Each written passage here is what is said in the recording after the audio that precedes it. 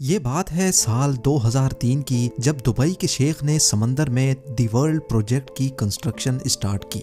समंदर में 300 आइलैंड्स बनाने का ये प्रोजेक्ट अर्थ शेप की तरह दिखने के लिए बनाया जा रहा था, जिसमें लग्जरी विलास, होटल्स और बीच रिजॉर्ट्स के साथ साथ वो सब कुछ बनाया जाना था जिसका अंदाजा लगाना भी काफी मुश्किल है। यहाँ तक कि इस प्रोजेक्ट की जब एडवर्टाइजमेंट हो रही थी तो उसमें दी वर्ल्ड को लैंड ऑफ पैराडाइज यानी जन्नत की जमीन का लक़ब भी दिया गया। लेकिन ये प्रोजेक्ट कंप्लीट होने के 12 सालों बाद भी आज तक ये आइलैंड्स समंदर में वीरान क्यों पड़े हैं? दुनिया की महंगी तरीन सेलिब्रिटीज से एंडोर्समेंट करवाने के बावजूद भी दुबई के शेख का ख्वाब अधूरा क्यों रह गया? यहाँ आखिर हुआ क्या था?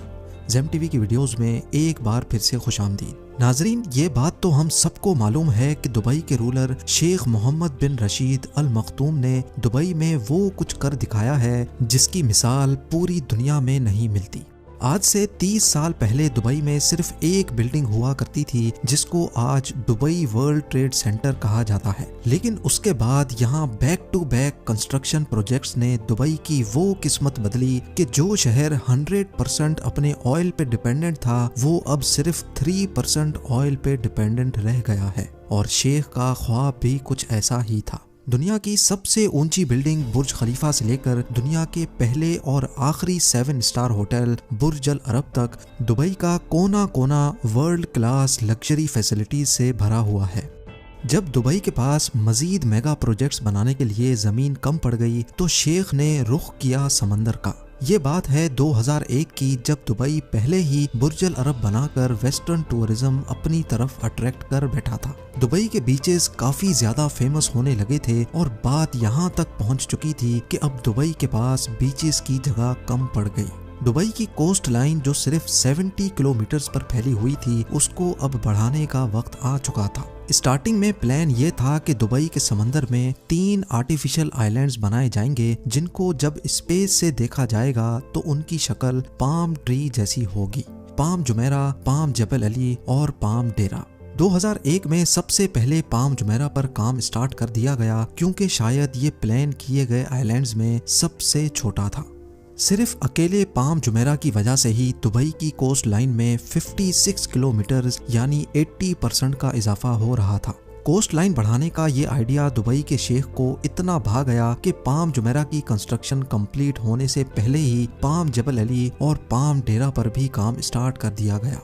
इन 3 आइलैंड्स के अलावा एक और प्रोजेक्ट भी था जिसने किसी मैग्नेट की तरह पूरी दुनिया की अटेंशन अपनी तरफ खींच ली। ये प्रोजेक्ट दी वर्ल्ड के नाम से लॉन्च किया गया जिसमें टोटल 300 छोटे आइलैंड्स मौजूद थे। दी वर्ल्ड का डिजाइन अर्थ के मैप के हिसाब से रखा गया था जिसमें हर कंट्री के नाम से अलग अलग आइलैंड बनाए गए थे।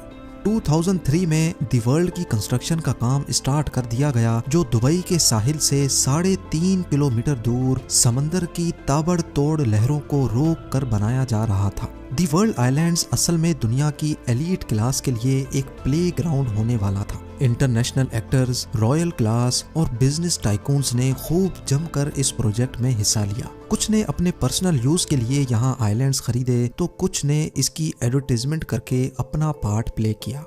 यहाँ पर छोटे से छोटे आइलैंड की कीमत $15 मिलियन यानी 112 करोड़ रुपए रखी गई और बड़े आइलैंड्स इनके तो क्या ही कहने। एक आइलैंड $50 मिलियन यानी तकरीबन 375 करोड़ रुपयों में सेल किया गया।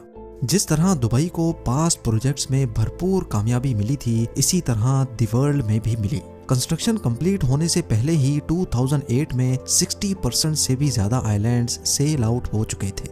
लेकिन सवाल ये है कि समंदर में रेत से बने इन आइलैंड्स की इतनी ज्यादा कीमत क्यों रखी गई?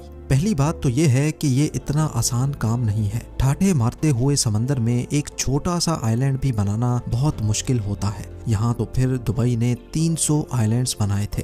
सिर्फ एक आइलैंड को बनाने में इतनी ज्यादा रेत इस्तेमाल हुई थी कि उससे एक पूरा क्रिकेट स्टेडियम टॉप से लेकर बॉटम तक भरा जा सकता है।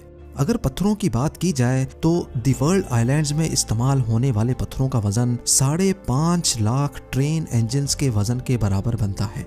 9 किलोमीटर लंबा और 6 किलोमीटर चौड़ा ये प्रोजेक्ट बनाने में दुबई गवर्नमेंट को 14 अरब डॉलर खर्च करने पड़े। इस रकम से दुबई 9 बुर्ज खलीफा या फिर 14 बुर्ज अल अरब जैसे 7 स्टार लग्जरी होटल्स बनवा सकता था। लेकिन शेख को ना सिर्फ दुबई की जमीन बल्कि यहाँ के समंदर से भी इनकम जनरेट करना थी, और यही वजह थी कि शेख समंदर में जन्नत की जमीन बनाना चाहते थे। तो फिर आखिर ऐसा क्या हुआ कि इतना ताम झाम करने के बावजूद भी पिछले 12 सालों से ये आइलैंड्स बिल्कुल वीरान पड़े हैं। दी वर्ल्ड आइलैंड्स के फेलियर में सबसे पहला रीजन इसका डिजाइन है। सबको यही उम्मीद थी कि प्रोजेक्ट का डिजाइन अर्थ के मैप के हिसाब से बनाया जाएगा, लेकिन प्रोजेक्ट कंप्लीट होने के बाद मालूम पड़ा कि ये अर्थ के डिजाइन से काफी ज्यादा अलग है। ज्यादातर आइलैंड्स की शेप एक्चुअल कंट्रीज की शेप से काफी मुख्तलिफ थी, जिससे इन्वेस्टर्स को काफी ज्यादा डिसअपॉइंटमेंट हुई। लेकिन सिर्फ डिजाइन का चेंज होना ही दी वर्ल्ड की नाकामी का रीजन नहीं था। 2008 में दी वर्ल्ड की लॉन्च रखी गई, जिसमें पूरे दुबई को फायरवर्क्स से चमका दिया गया था। जितना पैसा इस लॉन्च इवेंट में बहाया गया वो सारा का सारा बेमकसद साबित हुआ, क्योंकि ये वो वक्त था जब पूरी दुनिया को ग्लोबल फाइनेंशियल क्राइसिस ने घेर रखा था। दी वर्ल्ड के 60% आइलैंड्स इस फाइनेंशियल क्राइसिस से पहले ही सेल हो चुके थे, और इस क्राइसिस की वजह से ना सिर्फ वर्ल्ड आइलैंड्स बल्कि पूरे दुबई की प्रॉपर्टीज के रेट्स जमीन पर आ गिरे। फाइनेंशियल क्राइसिस की वजह से जिन एलिट्स ने ये आइलैंड्स खरीद रखे थे उन्होंने भी यहाँ कंस्ट्रक्शन का काम नहीं करवाया। वक्त गुजरता गया और इसी दौरान एक और मसला खड़ा हो गया। खाली पड़े आइलैंड्स आहिस्ता आहिस्ता समंदर की नजर होने लगे। ये नोटिस किया गया कि कई आइलैंड्स इरोजन की वजह से समंदर के नीचे जा चुके हैं। ये खबर जहां अपने तौर पे काफी डेंजरस थी, वहीं मीडिया कवरेज ने लोगों का इस प्रोजेक्ट पर ट्रस्ट मजीद कम कर दिया।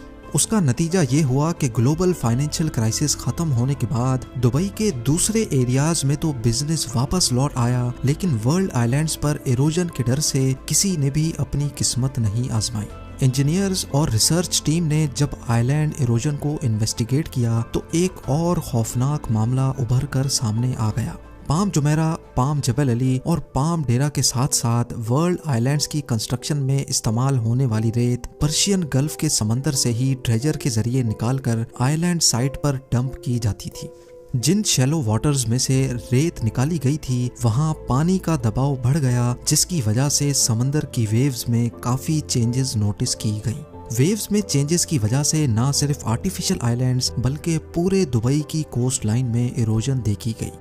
ये सैटेलाइट फुटेज 2002 की है, जब सिर्फ पाम जुमेरा बनाया गया था। इस फुटेज में दुबई की कोस्ट लाइन को गौर से देखें, जो कि ऑलमोस्ट स्ट्रेट लाइन में नजर आ रही है।